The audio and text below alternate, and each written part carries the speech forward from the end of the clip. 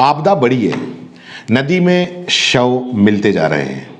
नदी का पानी ऐसा लग रहा है जैसे इसमें सीमेंट और गारा घोल दिया है। यह कहते हुए चमोली के पीपल कोठी के रहने वाले नरेंद्र प्रसाद पोखरियाल कहते हैं कि प्राकृतिक आपदा तो आती है, लेकिन बांध तो विनाश लेकर आते हैं।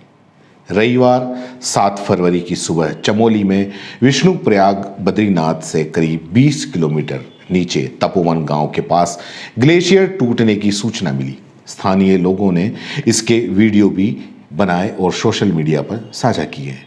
ग्लेशियर टूटने से धौलीगंगा पर निर्माणाधीन तपोवन विष्णु घाट परियोजना का बांध टूट गया। धौलीगंगा और उससे आगे अलकनंदा नदी में भयंकर पानी आ रहा है।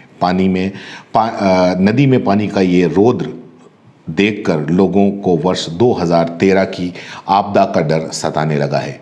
ऋषिगंगा और तपोवन पावर प्रोजेक्ट के पास राहत बचाव कार्य जारी है। जिला आपदा प्रबंध अधिकारी नंद किशोर जोशी ने बताया कि दोनों पावर प्रोजेक्ट पर अब तक 10 लोगों के करीब शव बरामद किए जा चुके हैं। 25 लोगों को सुरक्षित निकाला गया है, जबकि 200 के करीब लोग लापता हैं।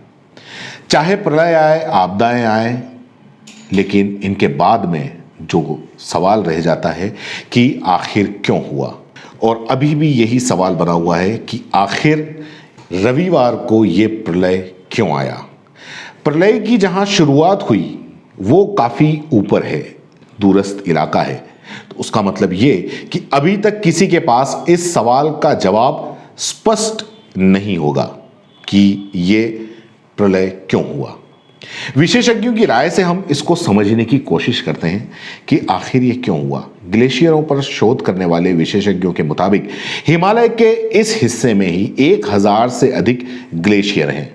विशेषज्ञों का मानना है कि सबसे प्रबल संभावना यह है कि तापमान बढ़ने की वजह से विशाल हिमखंड टूट गए हैं, जिसकी वजह से उनसे भारी मात्रा में पानी निकला और यही वजह है कि हिमस्खलन हुआ होगा। चट्टानें और मिट्टी टूट कर नीचे आई होंगी। भारत सरकार के वाडिया इंस्टीट्यूट ऑफ जियोलॉजी से हाल ही में रिटायर हुए डीपी डोभाल कहते हैं कि हम उन्हें मृत बर्फ कहते हैं, क्योंकि ये ग्लेशियरों के पीछे हटने के दौरान अलग हो जाती हैं और इसमें आमतौर पर चट्टानों और कंकड़ों का मलबा भी होता है। इसकी संभावनाएं बहुत ज़्यादा हैं क्योंकि नीचे की तरफ भारी मात्रा में मलबा बहकर आया है, जो हम जितने भी वीडियो और फोटो आए हैं उसमें हम देख सकते हैं। कुछ विशेषज्ञों का यह भी मानना है कि हो सकता है कि ग्लेशियर की किसी झील में हिमस्खलन हुआ हो, जिसकी वजह से भारी मात्रा में पानी नीचे आया और बाढ़ आ गई। लेकिन कुछ विशेषज्ञ का यह भी कहना है कि उस क्षेत्र में ऐसे किसी भी ग्लेशियर झील के होने की जानकारी अभी तक नहीं है। डॉक्टर डोभाल कहते हैं कि लेकिन इन दिनों ग्लेशियर में झील कितनी जल्दी और कब बन जाए ये भी नहीं कहा जा सकता।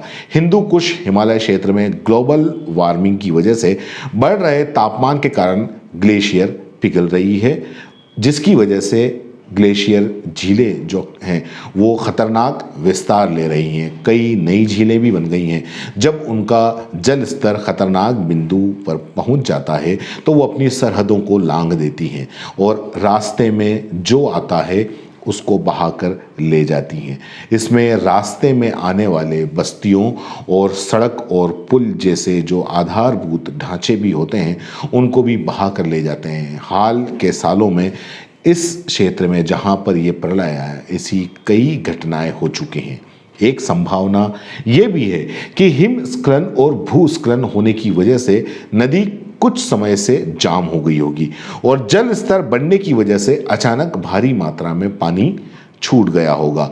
हिमालय क्षेत्र में भूस्खलन की वजह से नदियों के जाम होने और अस्थायी झीलें बनने के कई मामले सामने आए हैं।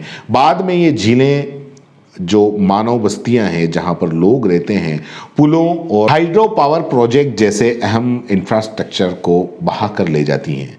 साल 2013 में जब उत्तराखंड में केदारनाथ और कई अन्य स्थानों पर प्रलयकारी बाढ़ आई थी, तब भी कई थ्योरी दी गई थी। डॉक्टर डोभाल कहते हैं कि काफ़ी समय बीतने के बाद हम पुख्ता तौर पर बता सकते हैं कि इस बाढ़ की वजह छोराबारी ग्लेशियर झील का टूटना था।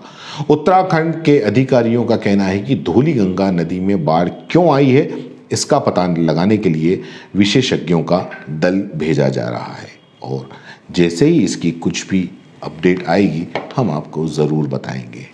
जय हिंद, जय भारत। अगर आप YouTube पर देख रहे हैं तो CBC न्यूज़ वायर का चैनल सब्सक्राइब करिए, पास में दिख रहे बेल आइकन को भी दबाइए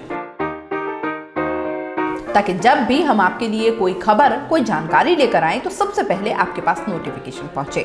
अगर आप Facebook पर देख रहे हैं तो CBC वायर का पेज लाइक करिए। अगर आप Instagram पर देख रहे हैं तो आप हमें फॉलो कर सकते हैं।